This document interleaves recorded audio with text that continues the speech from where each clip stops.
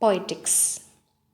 Aristotle's Poetics seeks to address the different kinds of poetry, the structure of a good poem, and the division of a poem into its component parts. He defines poetry as a medium of imitation that seeks to represent or duplicate life through character, emotion, or action. Aristotle defines poetry very broadly, including epic poetry, tragedy, comedy, dithyrambic poetry, and even some kinds of music. According to Aristotle, tragedy came from the efforts of poets to present men as nobler or better than they are in real life. Comedy, on the other hand, shows a lower type of person and reveals humans to be worse than they are in average. Epic poetry imitates noblemen like tragedy, but only has one type of meter, unlike tragedy, which can have several and is narrative in form. Aristotle lays out three elements of tragedy: plot, character, diction, thought, spectacle, and song.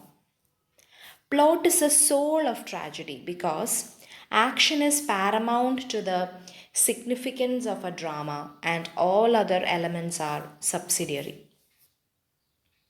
A plot must have a beginning, middle, and end. It must also be universal in significance and have a determinate structure and maintain a unity of theme and purpose. Plot also must contain elements of astonishment, reversal. Reversal is also known as peripetia, recognition, and suffering.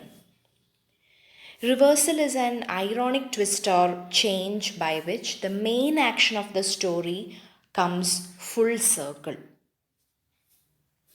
Recognition, meanwhile, is the change from ignorance to knowledge, usually involving people coming to understand one another's true identities.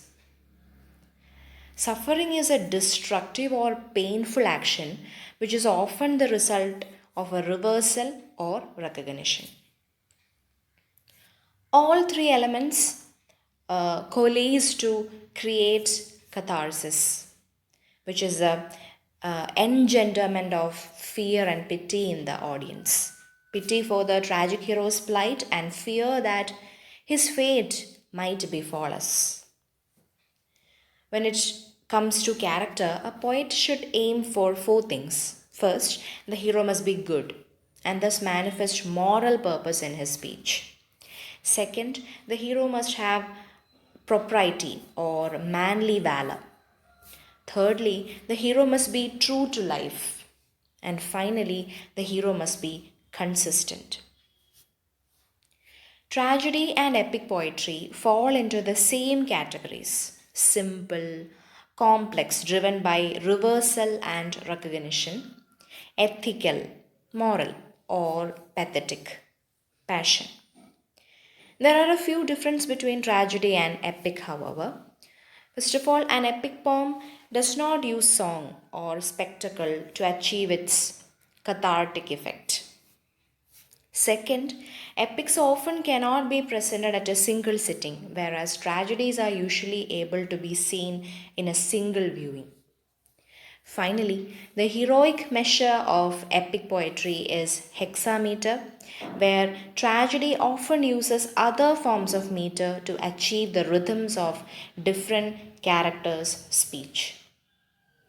Aristotle also lays out the elements of successful imitation. The poet must imitate either things as they are thought to be, or things as they ought to be. The poet must also imitate in action and language, preferably metaphors or contemporary words. Errors come when the poet imitates incorrectly and thus destroys the essence of the poem, or when the poet accidentally makes an error, a factual error, for instance. Aristotle does not believe that factual errors sabotage the entire work. Errors that limit or compromise the unity of a given work, however, are much more consequential. Aristotle concludes by tackling the question of whether the epic or tragedy form is higher. Most critics of his time argued that tragedy was for an inferior audience that required the gestures of performers, while epic poetry was for a cultivated audience which could filter a narrative form through their own imagination. In reply, Aristotle notes that epic recitation can be marred by overdone gesticulations in the same way as a tragedy. Moreover, tragedy, like poetry, can produce its effect without action. Its power is in the mere reading. Aristotle argues that tragedy is, in fact, superior to epic because it has all the epic elements as well as spectacle and music to provide an indulgent pleasure for the audience. Tragedy, then, despite the arguments of other critics, is the higher art for Aristotle. So, these are some of the main points of the Poetics. So here ends our class on Aristotle's Poetics. You have to do more research and extra reading to get more points for your examinations. Now let's discuss some questions. Aristotle's Poetics is divided into how many chapters? 26. The first 5 chapters of Aristotle's Poetics deal with different imitative arts, origin, partly its form comedy and tragedy. What is the topic of discussion in the next 14 chapters, 6 to 19? Tragedy.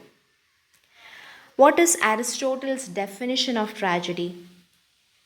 Tragedy is a serious drama in a form of action which through pity and fear leads to catharsis of such emotions.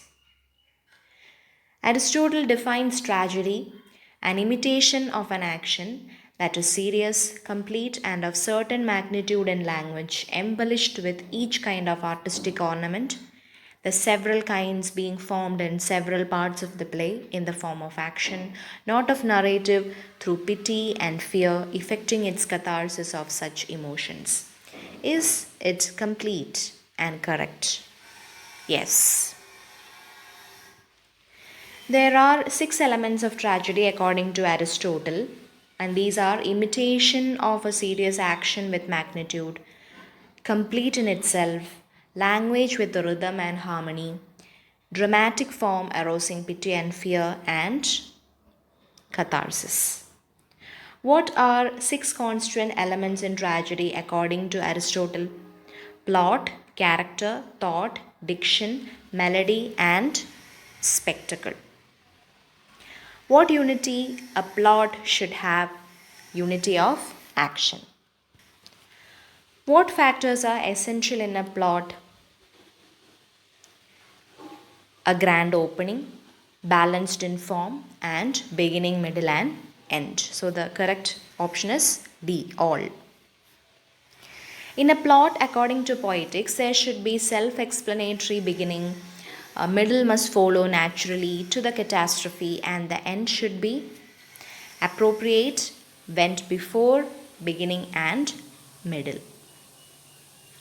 According to Aristotle, poetry is a form of imitation which does not present a photographic realism. A poet does not describe what has happened but what might happen. How correct is this statement? Poetry presents poetic truth, which based on probability and necessity leads to inevitability. According to Aristotle, what points are important in a character? First, goodness. Secondly, appropriateness. Thirdly, true to life. And lastly, consistency. Thought must have a nobility of expression.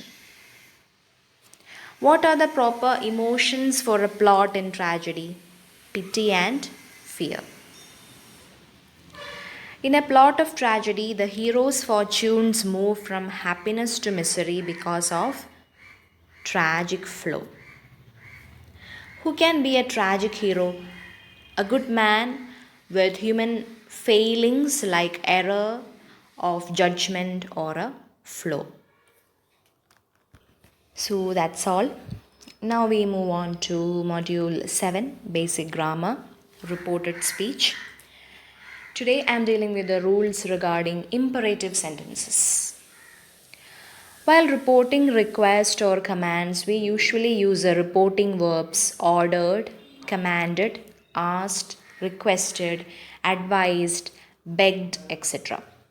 For example, Babu said, "Please give me the book." Babu requested to give him the book. Next, the verb expressing request or commands is changed into an infinitive with to. For example, the police inspector said, "Catch the thief." The police inspector ordered to catch the thief. Next rule, in the case of negative request and commands, do is replaced by not. For example, the mother said, "Don't get out in the rain." The mother asked, "Not get out in the rain." And the last rule, while changing into reported speech, the polite words like please and kindly are to be avoided. For example, the manager said, "Please take your seat." The manager asked me to take my seat. So that's all for today. In the next class, we'll be discussing on the rules for reporting questions and for reporting exclamatory sentences. Then we will wind up the class on reported speech. So, stay tuned with the channel. This is Sri Lakshmi signing off. Thank you.